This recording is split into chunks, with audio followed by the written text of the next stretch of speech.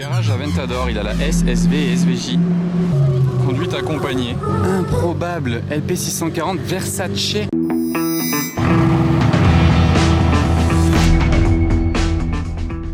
Hello everybody, this is Fipe, comment allez-vous les amis? On se retrouve pour une nouvelle vidéo de car spotting. Période un petit peu particulière, vous voyez toutes ces installations sur la place. Il s'agit de la période du rallye de Monte-Carlo. Évidemment cette vidéo n'est pas postée le jour même où je la filme, il y a un petit peu de décalage des fois. Donc voilà, on était dans la semaine du rallye de Monte-Carlo au moment où j'ai filmé cette vidéo. Et donc la disposition des voitures devant le casino change un petit peu du reste de l'année. Vu que là-bas il y a un énorme podium avec une voiture de rallye et ils ont aligné des voitures ici, il y a un Urus Perf, enfin il y a deux Urus qui encerclent une Bentley qui a eu un petit coup dur ici sur le pare-choc, ça peut arriver, aïe aïe aïe. Voilà, donc on enchaîne, il y a une belle Abarth, cette TTRS, un autre Urus d'ailleurs qui passe actuellement en blanc là-bas, il y a Rallye Monte-Carlo 93e édition. D'ailleurs, si vous êtes intéressé par le rallye, j'ai déjà posté sur ma chaîne YouTube une vidéo complète sur le jour du départ du rallye de Monte-Carlo. C'était ici même.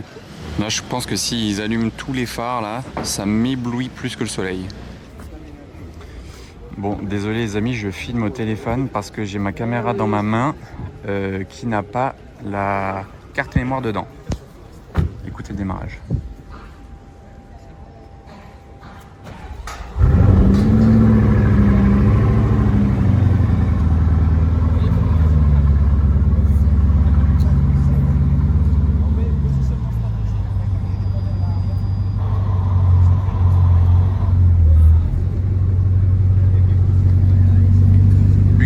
Chiron Sport, carbone bleu sur l'arrière, le vrai bleu Bugatti à l'avant, l'intérieur pareil assorti,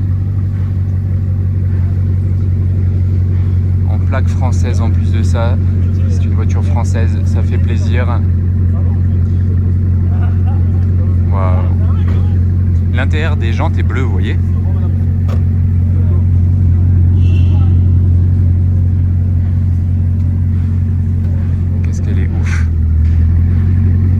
C'est la Sport hein, qu'on reconnaît avec les 4 sorties d'échappement, évidemment. Ce raisonnement là. Waouh.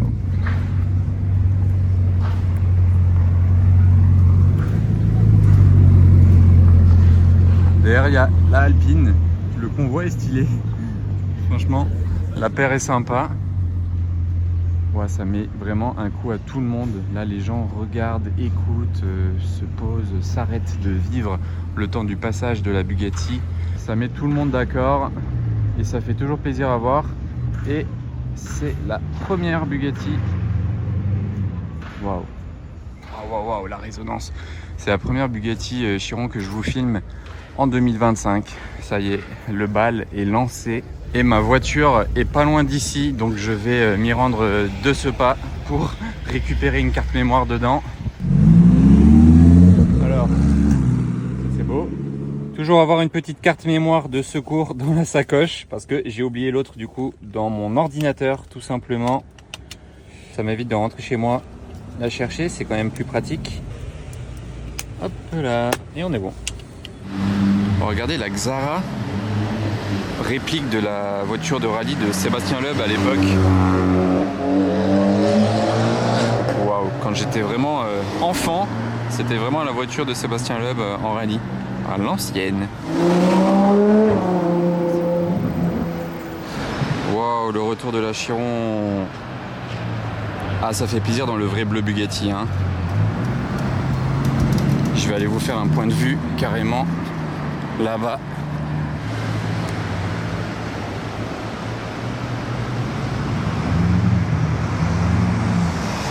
Quelle prestance une Bugatti.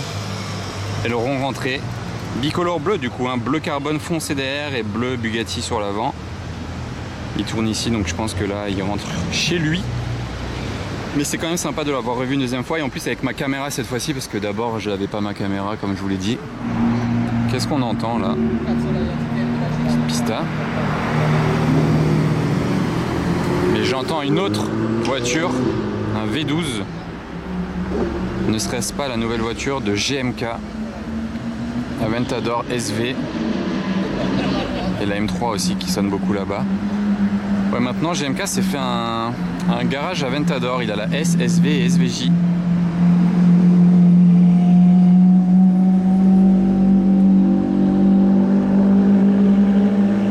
Avec le croisement de la pista là, c'est stylé. Le Cullinan en haut, il y en a dans tous les sens. La SL, ah, il y en a vraiment dans tous les sens. Vous préférez quelle version des Aventador si à sa place vous aviez dû en choisir une des trois? Si vous devez choisir S, SV, SVJ, chacune peut avoir son pour et son contre. Donc dites-moi laquelle des trois vous auriez préféré peut-être. Ah, c'est quoi là-haut? Ah, pas gagné Utopia. Utopia verte, normal. L'enchaînement là de tout ce que je viens de vous filmer là, je n'arrête pas la caméra. S'il passe devant nous en plus, je vais aller vous le filmer d'en haut à l'épingle, donc c'est cool. Dommage, on a le scooter juste devant là avec son gros paquet. Ah, c'est tellement large une Utopia, c'est impressionnant. C'est la verte celle-ci, je l'avais vue qu'une seule fois en plus à Monaco, donc c'est cool de la revoir. Qu'est-ce que vous en pensez? La dernière fois, il avait les phares derrière, les feux de frein qui restaient constamment allumés quand il roulait. Est-ce que c'est toujours le cas ou il est en train de freiner là actuellement à votre avis? Bon là il est en descente donc c'est dur à dire, on va voir après peut-être quand je le filme d'en haut.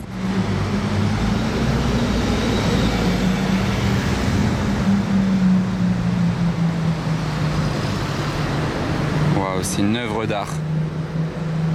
Ah, le V12 là qui ronronne bien tranquillement. Après la Chiron vue d'ici on a la Utopia, c'est quand même fou hein.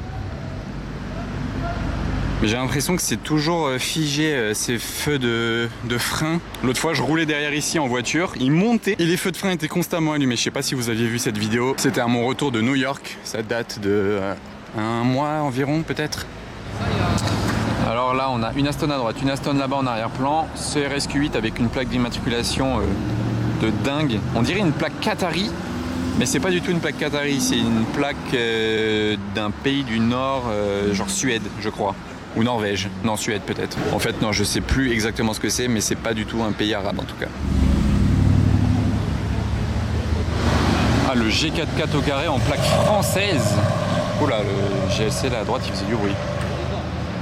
C'est insolent cette voiture, franchement c'est fou. Je sais pas dans quelle ville il faut habiter pour rouler avec ça, mais pas en centre-ville hein. Alors, une petite pista au moment où je suis devant chez Ferrari. En parlant de Ferrari, il y a une GTC 4 garée là sur le bas-côté. Et dans la concession, on en est là. Voilà, 296, 296, XX et 296 et 296. Donc il y en a 4 actuellement ici. Elle fait un peu de bruit là. Non, en fait, toujours pas de bruit là, cette nouvelle C63 MG. Et le Puro Sangue bleu, carbone bleu. Voilà pour le stock actuel dans la concession du showroom Scuderia Monte Carlo.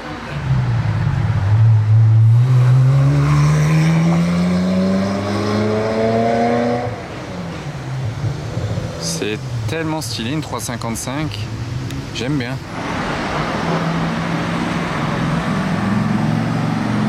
Que filmer.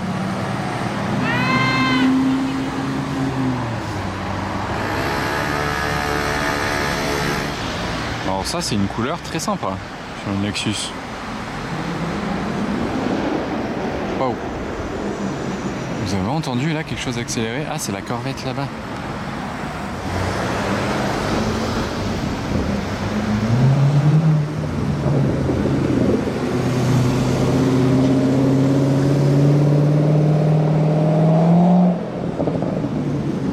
Il a envie de mettre pied dedans, ça se voit hein.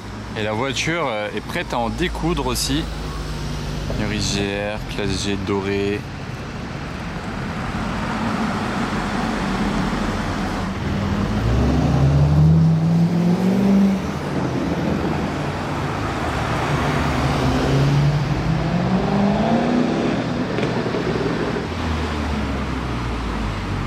Sympa cette config sur cette Alpine.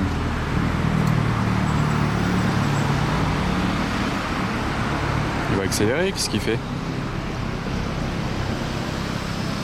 Je suis sûr qu'il va accélérer à l'entrée du tunnel tout là-bas. Attendez, je me décale. Oh non, rien du tout. Oh, le Oldtimer en GTI. C'est clean. Je m'envole avec mon drone personnel, les amis, sur une vue sur deux Porsche très belles, GT4 RS et une Carrera Cab. La GT4 RS fait vraiment très agressive avec cette config. Quand vous la comparez à une simple Carrara blanche. Et mon drone est électrique. Et le ciel s'annonce pas mal. Ça change un petit peu et je pense que ça plaira à certains d'entre vous. On est une Peugeot 106 Rallye. Est-ce que c'est une vraie de vraie? Vous connaissez cette édition? Et elle est vraiment dans un super état. Intérieur comme ça. Ah ouais, carrément, elle était sur le parking média à Chantilly. Concours d'élégance Chantilly que j'ai déjà fait une fois. Vous vous souvenez de ma vidéo là-bas, de mes vidéos là-bas même. C'est propre, hein, c'est clean. Ouais. Alors on est accueilli de retour place du Casino avec une GT3 992 GT3. Et là il y a toujours celle-ci exposée dans les spots. D'ailleurs une GT3 et je me retourne, je suis encerclé par les GT3. Il est très joli ce Purosangue, belle config. Original. Belle couleur, bande jaune, étrier jaune, le carbone et tout neuf. Philippe Plein qui arrive avec sa Rolls-Royce Spectre. Je vous l'ai déjà filmé, on la connaît bien. Hein. Ah, il y a sa femme qui suit avec le classe G. Pas mal le convoi, hein, le mari et la femme. Alors, on a une Sport classique numéro 11 et avec un 11 sur la plaque également. C'est vraiment stylé de pouvoir personnaliser les plaques quand même. En France, on n'a pas beaucoup de chance. GT3 RS, jaune liseré jaune. Dommage ici, ils ont fermé, il aurait pu monter la petite pente et se retrouver avec la voiture d'Augier là-haut. Ça ronronne. Hein. Petit Urus Perf rouge, désolé c'est un peu flou, et on a surtout la Bentley Continental GT Super Sport. Ça c'est un monstre. Hein. Ça c'était vraiment un truc de dingue à l'époque. Aujourd'hui plus personne n'en parle j'ai l'impression, mais à l'époque c'était vraiment une dinguerie. Bon, là de lui déjà il fait pas mal de bruit, mais il y a une autre voiture bruyante qui arrive, une F12 Onyx. Ça fait longtemps que j'avais pas vu ça. Ça c'est vraiment la F12 qui a le démon par excellence. Attendez, on va la voir passer.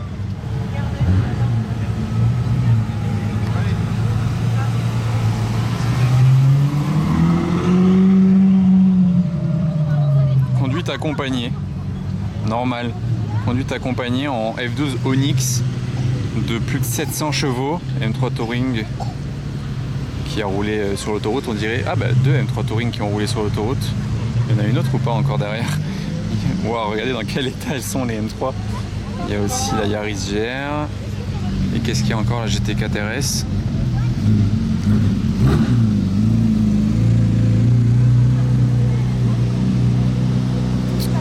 Bon, je suis quand même un peu choqué par l'autocollant conduite accompagnée sur la F12 Onyx. De temps en temps, on voit des A sur ces voitures, mais conduite accompagnée, c'est un autre délire encore.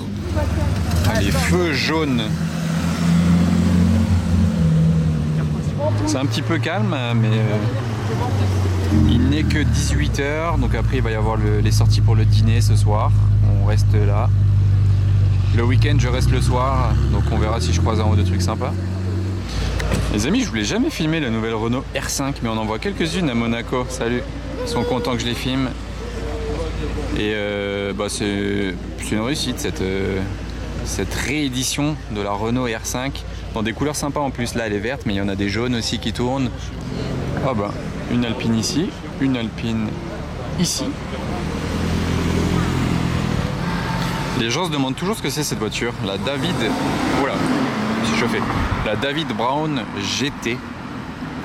C'est vraiment un style d'ancienne voiture, mais dans une voiture moderne qui vaut quand même environ 1 million d'euros, il me semble de mémoire.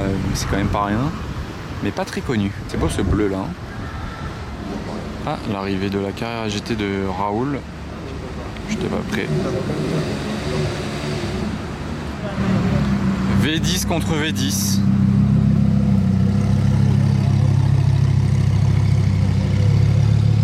Waouh.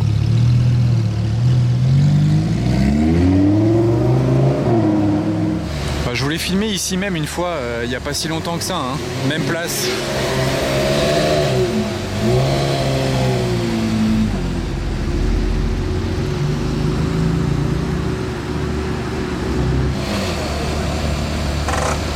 La Carrera GT elle a arrêté de vieillir je trouve.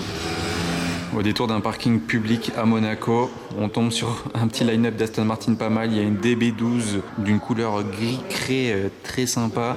Au côté du coup de la nouvelle Vanquish, on peut comparer l'avant de la nouvelle Vanquish et la DB12. On voit la taille de la calandre qui n'a rien à voir quand même. Déjà la DB12 elle fait grosse.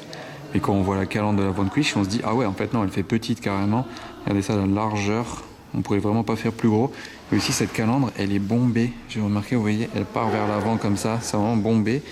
Alors que ici, c'est incurvé vers l'intérieur. Vous voyez, tac, rien à voir. Après, les phares, ils montent moins. C'est comme vraiment sur la Vantage, c'est vraiment des ronds, des boules. Alors que là, ils montent en arrière. Bon, après, l'arrière de la voiture, ça n'a rien à voir. Ils sont deux salles, deux ambiances. Mais on voit aussi que sur toutes les nouvelles Aston Martin, les rétroviseurs, ils se rabattent vers le haut. Là, là. Ainsi que sur le nouveau DBX. Sur l'extérieur, d'ailleurs, on ne se rend pas trop compte que c'est nouveau. Mais l'intérieur, il a beaucoup été revu, modernisé. L'écran est plus gros. Bref, je vous l'avais déjà dit, ça, c'est pas nouveau. Et du coup, cette Vanquish en vert avec les liserés jaunes fluo, ces jantes là, parce qu'il y a deux styles de jantes. Il y en a des plus diamantées, il y a celle-ci là, on dirait un peu des iPhones d'ailleurs, tac tac tac, tout autour étrié vert. Et elle a un toit carbone, celle-ci. Et l'arrière, je peux pas trop le montrer, mais il y a aussi le liseré jaune qui part autour du diffuseur, au-dessus des pots d'échappement.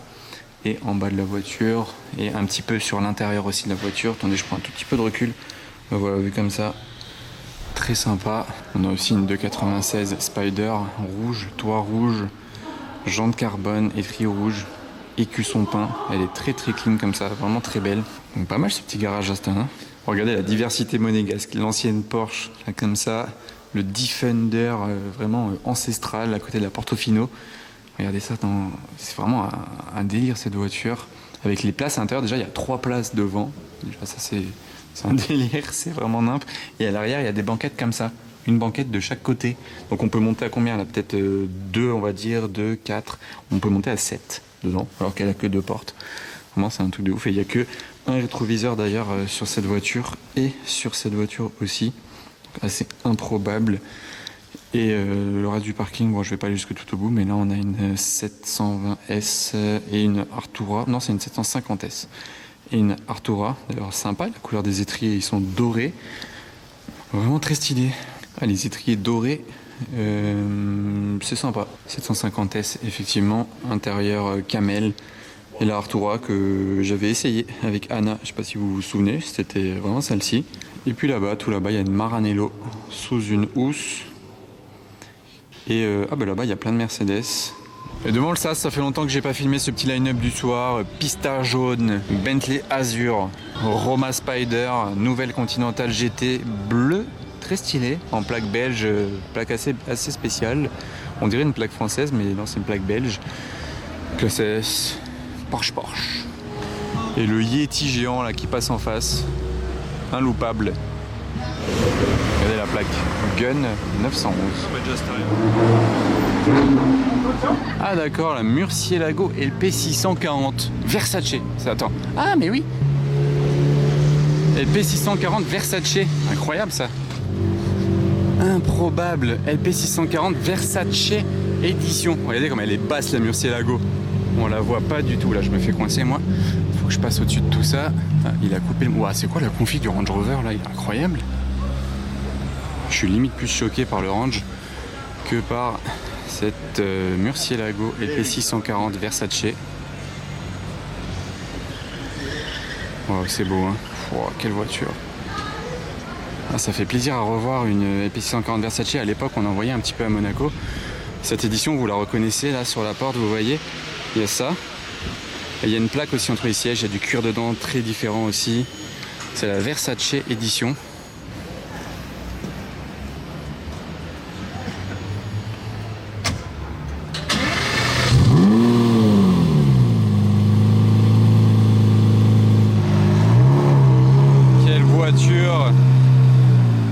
À l'époque de la Murcielago, c'était vraiment quelque chose. Hein. Ça a marqué du monde. Hein. Quelle voiture. Regardez ça, cette classe. 640 chevaux comme son nom l'indique. Elle est nickel, bien propre, elle brille bien. Elle a un look.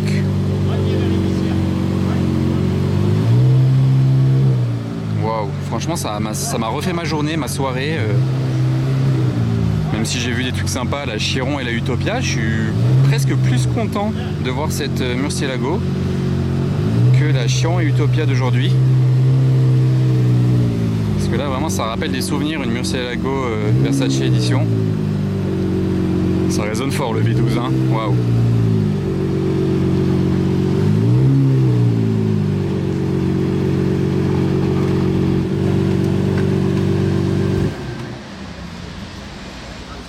Du coup après la Carrera GT, on est un petit peu dans les mêmes années. Et vous voyez il y a la plaque là, entre les sièges. Je sais pas si c'est pas trop sombre mais je vais zoomer dessus.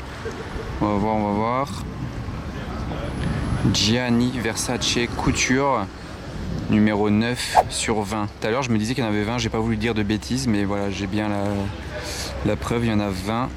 Et c'est la numéro 9. Et vous voyez le cuir à l'intérieur, sur les sièges et sur la coudoir, c'est aussi le style Versace. Les rétroviseurs tellement larges, ça fait vraiment plaisir.